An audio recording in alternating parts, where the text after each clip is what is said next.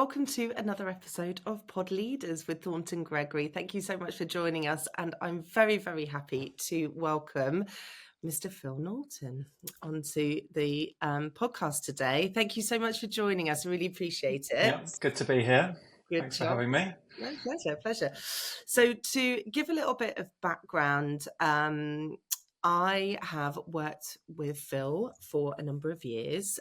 We first met when he was, going through a number of different roles with Avis, which through the time that we were both working with them became Avis Budget Group.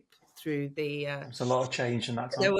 there was a lot of change, and the two companies came together, and there was lots of different tech change. It was a really interesting time, and I am just interested to introduce Phil to our community, because he has a really interesting story of progress through different roles within a corporate environment, and now runs a really exciting business. So welcome. Thank you. And firstly, so I just wanted to run through your background, if I may, a little bit, Phil. Well, if you may, for us a little bit, if that's okay.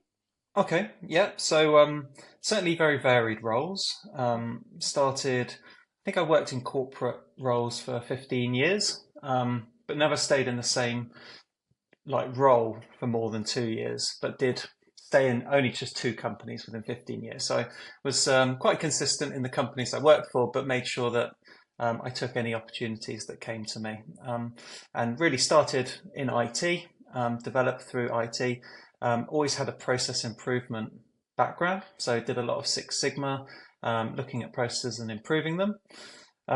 Then went into more of a management role, managing software development teams, QA teams, but always with a kind of product focus. So throughout my time working, I've always worked with software products, developing them, working with development teams, using agile methodology.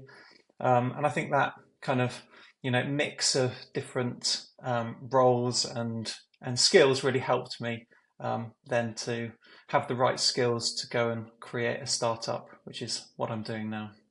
Amazing.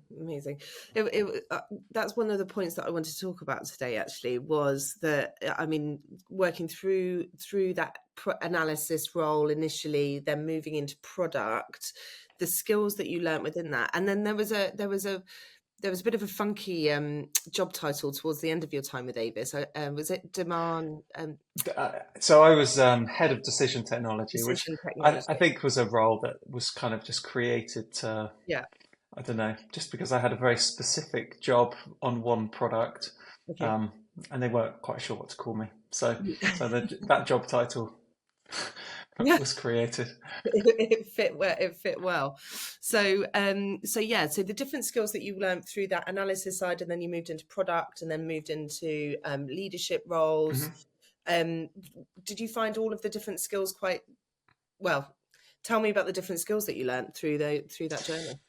Yeah, I mean, I suppose, at my heart, I've always been a kind of hobbyist programmer, but I've never done it as a full-time job. I've always sort of done the bits in and around. So whether that's, designing products, writing requirements for products, testing products, then I've always been in and around there. So it's all very complementary, really. If you're technical, then you're generally not just technical in one area. We have full stack developers because they enjoy getting their hands dirty in all elements of the tech stack. And I love working with databases, querying. So that was a major part of the role as well.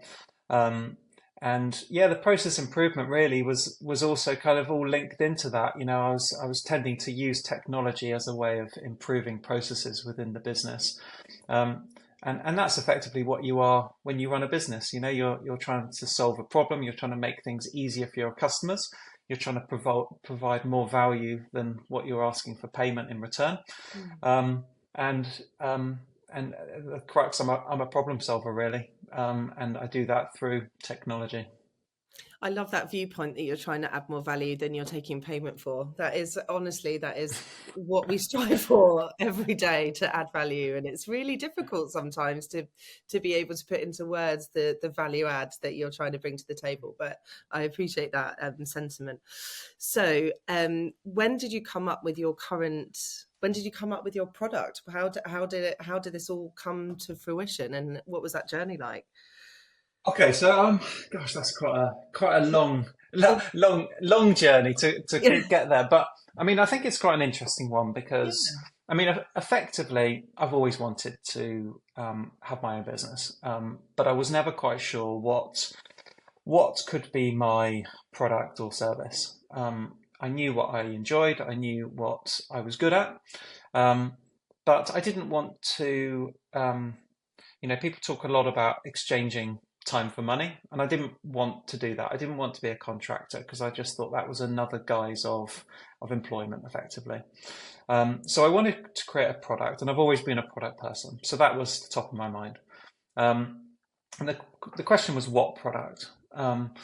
So in my evenings and weekends, I started doing a few things, and that was really not to create a business. It was just because I enjoyed it, and that was kind of how I relaxed. It's kind of weird to say, maybe, um, but yeah, and so I did a few things, and one of the things that I did was to create a website where I shared tools that I had created in Microsoft Excel. So within my job, every problem that I had, my tool of choice would be Microsoft Excel to go and analyze, solve problems, and I wrote macros to do various things. And so my website was called excelmacros.com. It is still there, but I don't maintain it or anything. But Mm. what I learned from doing that was that I created a few tools, and one tool in particular that I had actually used in my day job at Avis.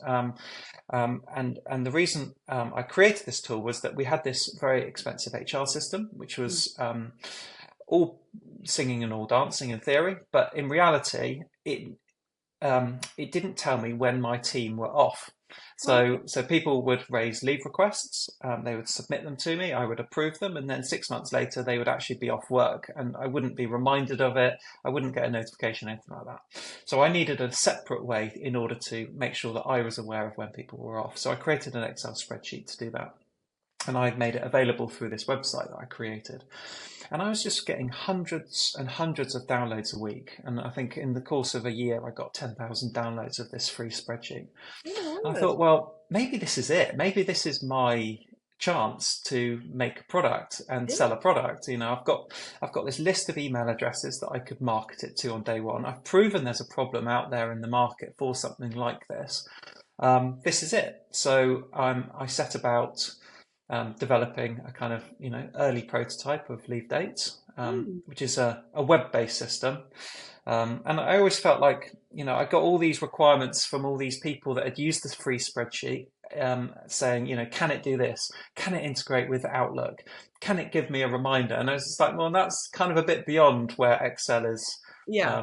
It's sweet spot, but a web-based tool that could absolutely do those things. So Mm. that was the kind of premise. I worked on it using freelancers from Upwork, which is a kind of a marketplace where you can find freelancers, Okay. and we developed a kind of beta version. And when that beta version was ready for release, I handed in my notice, worked my notice, and really my first day of self-employment was the day that the week before we launched, and then we launched, and then we've been building it ever since. My word, it's fantastic. I love the fact that you had this testing and feedback, that helped you build what Leave Dates is today, which I love that journey. That's cool. Um, so your first few weeks of doing this full time, how did that feel? How was that? How was the vibe like? Well, it's a bit scary, isn't it? Because I Yeah. think one of the big sort of scary things. I remember I met this guy. This is a long time ago now, but I met this guy at a party once, and I was just working full time, in my corporate job, and he said, oh, tomorrow's my first day of my new business. I've started a business. Tomorrow's my first day. I was like, wow, that's so exciting. Brilliant. What are your plans for your first day? Because I was thinking, this is a big step. You're not getting paid. Yeah. You need to make every second count once you're doing this, because it is scary to go from having a paycheck each month to no paycheck. That paycheck is only based on what you can deliver. Absolutely. And this guy said, oh, tomorrow I'm going to go and get a desk. And I thought, oh, hang on a minute, why haven't you got a desk like in the weeks where you were being paid full time, or even this weekend, rather than coming to this party, couldn't you have gone and got your desk? Like, why does that need to be the Monday morning where you're not getting paid? And it just seemed like such a strange thing to do. Yeah. So I made sure that when we did this, we weren't going months on end without earning anything, because that just wouldn't have worked. Like, I'm quite a practical person, Yeah. and I knew that we needed to make sure that we would hit the ground running. So I also had another product, which I haven't said anything about yet. But so we had a bit of this other product that was earning some money anyway, so that could sustain us. But at the same time, we had this kind of pressure to make leave dates work as quickly as possible. And so really the first few weeks were pretty much just market. And it's hard, because when you've got a beta product and it's frankly pretty rubbish, it's quite hard to sell. Like, it doesn't matter how many, and I was cold calling. I'd probably, I was calling everyone that downloaded the Excel spreadsheet. Funnily enough, I created an Excel spreadsheet as a CRM. So I was tracking every call I was making. I was phoning people back, 6 or 7 times if I wasn't able to get through to them, or if they showed the smallest bit of interest. And I was getting customers. We were. It was hard work, but those first few days were exciting, because you were actually speaking to people. You were finding about their objections. You were working out, why they might or might not need it. Yeah. They were giving feedback on the price and whether that would work for them, how many employees they had. And so it was all just really helpful feedback. And it gave us some traction that then we could start building on for the future. And particularly around product features, if we had just built features based on what we thought they needed, we might have built the wrong thing. Whereas just getting those early people, even though, it was a lot of hard work to find them, I then had the relationship with them that I could ask them, why aren't you getting this? What is it you're missing? What would you need in order to sign up? That kind of thing. So that was definitely, the first few weeks was pretty manic, but kind of exciting looking back. I think they call that hustle, Phil. That's That's absolutely definitely hustle. yes, Yeah, that's definitely definitely hustle. hustle. Especially going from like quite a single tracked road. Well, I know in large businesses you're doing lots of different things, but quite a single track road to putting on the whatever hat is happening that day: marketer, business Absolutely. developer, product manager, finance. Yeah. Anything and everything. I mean, it's a ride. It's a wild ride. So You got congratulations. to learn. You got to learn to do everything, haven't you? Absolutely. And yeah, there can't ever be a moment where you say that's not my job, because at the end Yeah. of the day, if you are a one-man band at the beginning, everything is your job. Yeah, absolutely. And guys, sorry to give some context. I'm saying this is correct because 8 years ago I started Thornton Gregory, and remember, although recruitment is very different to having a product and building something, having that mindset of switching hats all the time and just trying to get things done rings very true for me, as it does with Phil. So Well, it's hard. I remember back in the day when you did that, it was yeah, almost harder for you, because I was at Avis at the time and I was yeah, contacting you for recruitment, yeah, and you were saying, I can't work with you. yeah. We're not. I'm not allowed to even speak to you at the moment, I know. because. And so all of your existing customers, Yeah. you're not allowed to go to. So We, that made your life even harder, I think. I know, and that was like a real carrot, carrot in front of you. But it's just a process. That 6 months will fly by very quickly in the grand scheme of things. And 8 years later, I can very happily say that you know, that did skim past, but it's very frustrating when all you want to do is work with, and at that Yeah, exactly. we've worked together for years, so we're friends, And you you know, built up a reputation. yeah, Mm. well, thank you so much. Yeah, so it's, you know, it's very frustrating. I The didn't fact, say good reputation. No, oh, no, I I'm just know. joking. Who knows? Who knows? It could be a reputation. Yeah. Absolutely, absolutely. So, oh my gosh! So the challenges of self-employment continue to throw us into different new fields all the time. You mentioned you've got two different products that you're running. Do you struggle to balance the time between the two, or does one look after each itself? Um, yeah, it is a balance to find, you know, particularly when they're so different. So my other product is a video app. Okay. It's called Teleprompter for Video. The idea is that it's a teleprompter or auto cue, so it scrolls the text, but at the same time as recording video of yourself. So you can record a video of you reading from a script, and it looks like you're just, you know, talking ad lib because it's the text is right next to the camera. So totally different product to Leave Dates, which is an HR tool. And I think my probably lesson and learning was that it makes no sense to have two completely separate products because you can't sell them to the same person. Ideally, you'd have some synergy there, and you would have an upsell from one product to the next, Absolutely. and everything would kind of fit into more of a scheme. But I think probably I was in problem solving mode as opposed to strategic mode.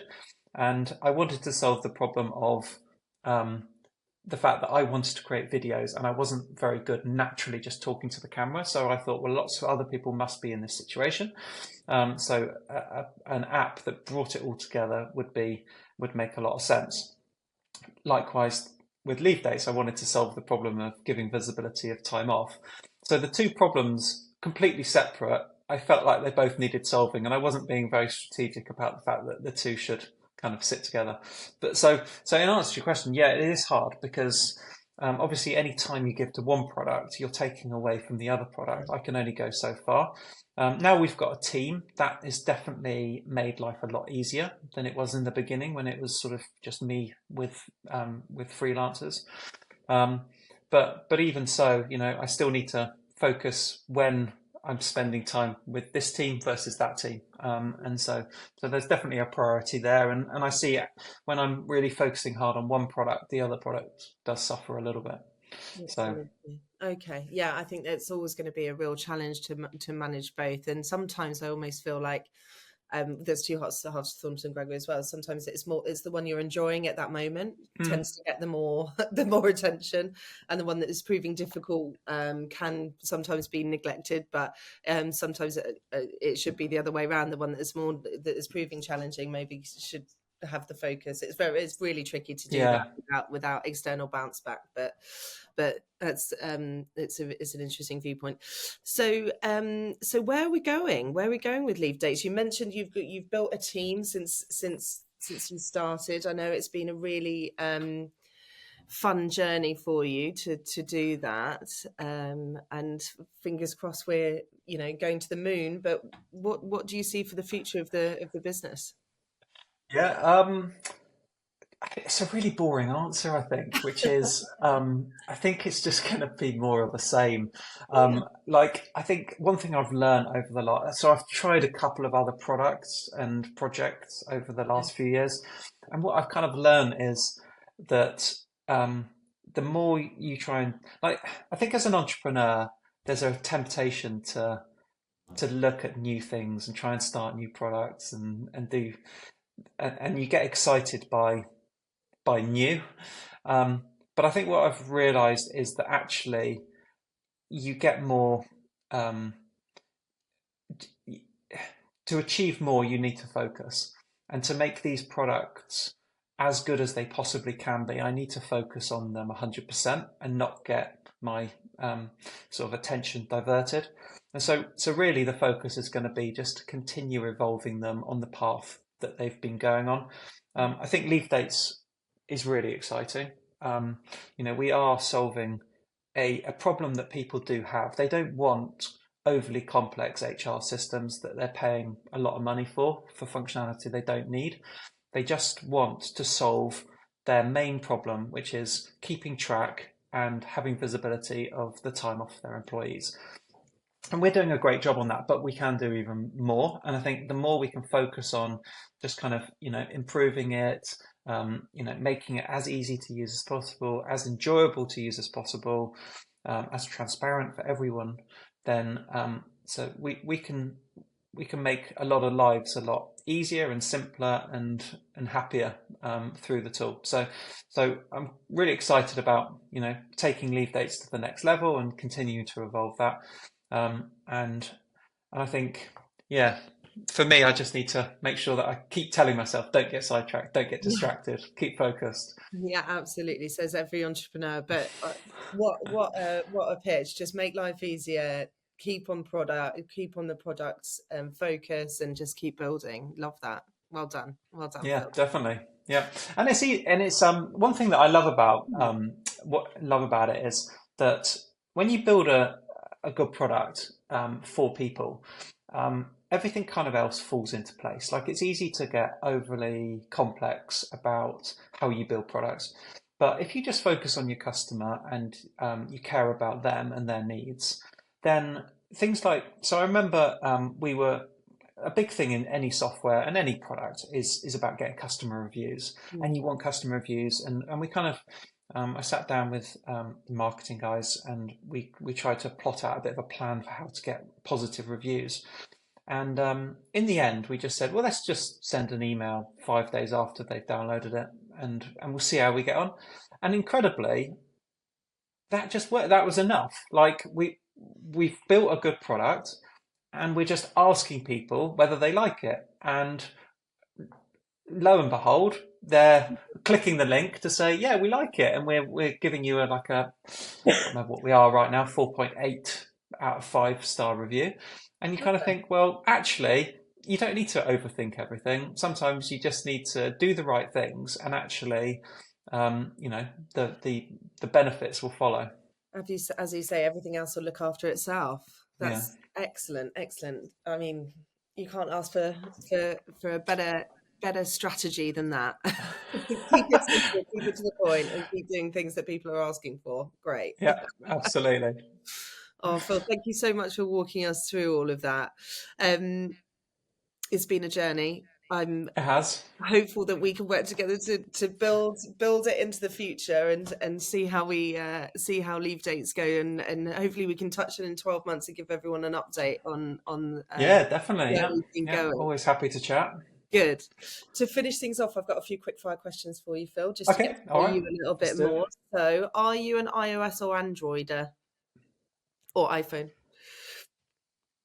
I mean, so 100% iOS. Yeah. I've always been iOS, but obviously our apps are on both, so I have both devices. Have I got time for a quick story? You said quick Yes, fire. Okay, absolutely. No, I'm into it. Yeah. so basically, the start of this teleprompter app was on iOS, Yeah. and I kind of never really had any plans to do Android. It wasn't an ecosystem I knew. It was all a bit scary. But anyway, I kind of eventually came around to it, because I thought, well, I've got a website that's sort of, out there for everyone. So, why wouldn't I have a link to download the app on Android as well? So eventually I got myself around to it. And I bought an Android device, and I thought, okay, let's just go and have a look at other apps, teleprompter apps, to see whether there are any, and what the competition's like. So I went onto the Play Store, and I literally found my app on the Play Store. Someone had cloned my iOS app. Every single aspect was identical: the logo, the name, the branding, every screen within the app. And so I was just like, oh my God, what's happened here? Yeah. So anyway, a little bit of investigation, worked out that the developer of this app was in the same location in India as literally the same tiny little town as one of the freelance developers I'd used to develop the iOS one. And so he had literally taken it, cloned it. So anyway, I reached out to this guy and I said, what are you doing? You need to take it down. And he said, oh, I haven't done anything wrong. There's no problem here. So anyway, long story short, I worked with Google to take it down, and they were really, really supportive, and they took it down. Anyway, once the app had come down, this app developer then came back to me and was sort of pleading, oh, I haven't done anything wrong. It's just like, well, you had an NDA that Yeah. said, you weren't going to work on competitive products. You weren't going to use the knowledge that you'd built up, to do anything competitive. It's just not acceptable. So anyway, that was our journey onto the Play Android ecosystem. And so following that, I thought, well, we need to move pretty quickly on developing an Android version. And so really the last 2 years we've been developing Android and just trying to bring it up to the same level as iOS. And actually, I love the Android system is pretty cool as well.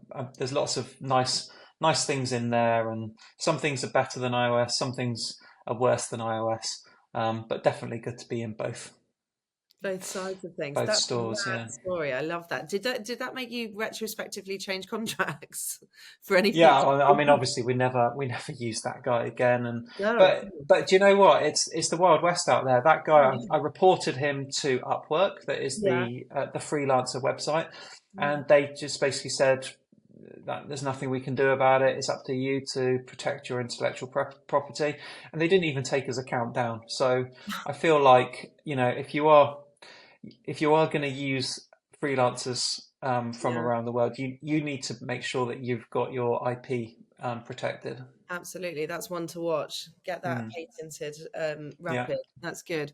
So, Phil, at night, are you in the disco or you're at a restaurant? To be honest, maybe a bit. I mean, these days, obviously the restaurant, but I mean, Back in the day. I mean, if there's a disco and it's open, Let's go. let's Absolutely. go. Yeah. Okay, cool. What's your favourite food? Maybe steak. Yeah. If I go to a nice restaurant, that would be what I'd order. Absolutely, every time. Favourite movie? I love true stories. Yeah.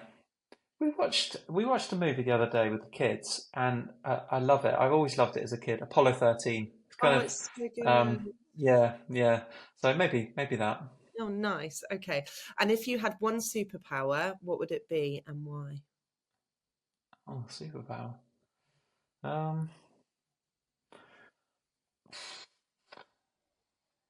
I know.